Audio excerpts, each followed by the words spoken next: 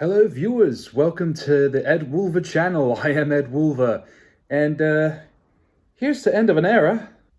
Oh yeah, that's crisp. Don't worry, it's ginger ale. I don't drink.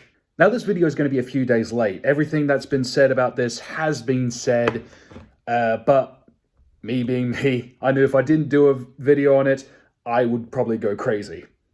So Sony has announced come 2028, which isn't that far away, we've already passed the halfway point of 2026. They will no longer be producing physical copies of their video games. Whether that's future exclusives such as God of War, Uncharted, or any upcoming Insomniac Marvel projects, they will all be digital only.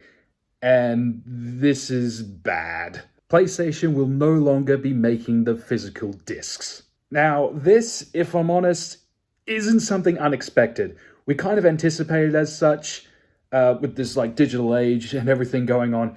For those of you who might not know, in Australia, we no longer get physical media from Disney. I missed Kingdom of the Planet of the Apes. I've missed most of Marvel Phase 4 and 5. And all this is in movie theaters. And I missed Predator Badlands. And in order for me to watch those, I had to buy Disney Plus, which is what most of Australians are doing. So I guess to save money, you might as well not bother transferring Australian shops with physical medias. Now, of course, it's business. We anticipate it as such. But for these things, I try to be as unbiased as possible, and see both sides, essentially. And I can see both sides. I have partaken in only buying digital media. On Amazon, for example, I couldn't find Gremlins, the movie for Christmas that I had a few years back. I ended up just buying it on Amazon. The Batman. I love that film in theaters. Went ahead, bought it on digital on Amazon. I didn't end up buying the physical copy because I just had it on Amazon. But this is all media you lose. And with the current PlayStation 5 requiring internet access always, not just to download the game, but in order to play the games, even if they are installed, this is a problem. You never fully own it. Now, if I were to buy only digital, I don't have to worry about discs being ruined. I don't have to worry about the cases taking up too much space. But that's about it in terms of the pros. Now, I'm sure PlayStation will add in some updates. Hopefully those updates being that when you purchase something, whether it was one of the movies that they didn't have the license for, you would still own it regardless. If there was certain video games that were on market, you would still own it. Unfortunately, I missed the opportunity to buy Transformers Fall of Cybertron. I love that game. However, if I put it in my Xbox 360, the fan works overtime now, and it's just this loud whirring noise as I'm trying to invest in my nostalgia and my childhood. But I wouldn't have that problem if I could buy it digital. Unfortunately, they lost the license, I missed that opportunity, can no longer buy it. Same is true for several other games. Now, as to the pros for owning physical media, the first pro is a very simple one. People like collecting things. Coins, stamps, rocks, seashells, video games, CDs, DVDs. And also for the actors who do meet and greets, fans won't be able to come up to them with their copies of the case of the video games for them to sign, just to like tell them their story. I mean, I've heard actors talk about stories of how Uncharted meant a lot to them, and how they have Nolan North sign the game copies, and other actors in similar reactions. It's always good. It's good, positive, fan-based environments. Can't really do that now, unless they still sell the cases, but there's not much point in buying a case with a piece of paper with a code on it, is there? Another aspect that I really enjoyed with physical media was the culture. Now, me personally, I've been a gamer for a very long time. There are so many franchises I wouldn't have cared about unless I played them or borrowed them from other people. The most immediate examples I can think of are Halo, Infamous, and even the first Marvel Ultimate Alliance game. I never owned a Halo game until the Master Chief Collection, but I was a Halo fan because I always played it at my friend's place. I would not have cared about Marvel anything had I not borrowed Marvel Ultimate Alliance, the first game, from my dad. Same is true for Infamous, Darksiders, and Assassin's Creed. I have tattoos of all of them. And now all those fan bases have another member because people who were fans of the franchise invited me into them. And now I'm invested and I've bought my own copies. Fond memories, but I might not also be able to experience that again, like say in the inevitable PlayStations 6 and 7 or whatever comes out. If I play a game that I think is really, really fun and I really want, say, my dad or my friends to play it and they haven't purchased it yet because they're on the fence, I could lend them my copy.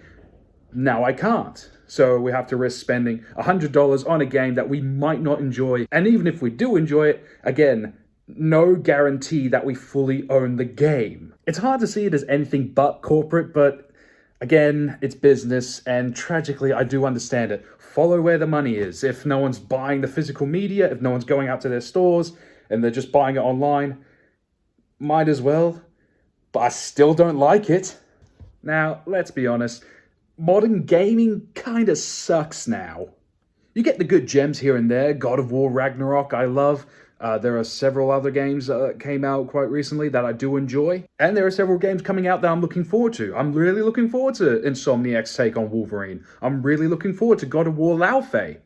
But so many games have been affected by the live service treatment, which I fucking hate. Avengers, Suicide Squad, Halo Infinite, all could have been so much better had they not gone the live service route. They release incomplete games, they constantly update, taking up too much space, so I have to delete the good games in order to make space for these crappy ones. And they make you buy costumes that you would have unlocked through gameplay. Like, seriously, the costumes you will unlock in Suicide Squad are all recolors that I'll never use. I'm not going to use pink and blue for Harley Quinn. I'm not going to use camouflage armor for Deadshot. Now, I think the red coat on Captain Boomerang looks cool, but I don't use it because it's not what I think of when I think Captain Boomerang. Hell, you just compare the suits from Marvel's Spider-Man, which goes through all of the characters' history in comics and in the movies. You unlock a vast array of costumes through playing the game. Hell, go back even further. Play Force Unleashed. You unlock multiple different costumes, you unlock multiple different lightsaber colors through being invested in playing the game, not waiting for the store to update. The final pro is buying pre-owned games. Now, games are very expensive these days. Like, it's over $100, whether that's the physical medias when on day one release, or that's pre-orders. Sometimes I would just rather wait until I find a pre-owned game which is significantly less and I can save my money. Now, once again, I can see the alternative, where there are certain games that, like, I wanted to play, but wasn't able to buy because I didn't have a job yet, and I wasn't able to, purchase myself, and I can't find them in stores anywhere. One example being Alice Madness Returns. However, I could buy it digitally. So I understand that. However, there is a serious sense of joy when I go through my Assassin's Creed collection and just think, wow, what a legacy. I'm really enjoying this series. I'm glad I've got all of these games here. Yes, that includes Shadows, even though it's a massive disappointment for me. I'm also looking forward to including Assassin's Creed Black Flag and also hopefully Hexay. Hopefully that comes out before 2028. In summary, all good things come to an end. There will be generations who will never know this style of gaming, never experience this. The joy of bringing your friends into a fandom because you lent them a copy of your game that they were never going to purchase. Of a day and age where if you had the console hooked up to a TV, all you had to do was grab the disc, insert it, and then play it. Now it's checked that your console has an online connection, put in the disc, sometimes two, back and forth, download, install, maybe wait for whatever updates there are if you're late purchasing the game, and then play it. All this does is take away one of those steps, that being the back and forth discs, but that's one step away from too many steps. But who knows, within days they may have another announcement, maybe they've fixed the library solution where if you buy something, you won't lose it or they won't take it away because Sony no longer has the license. But anyway, those are my thoughts. Thank you all very much for watching. Ed Wolver, signing off.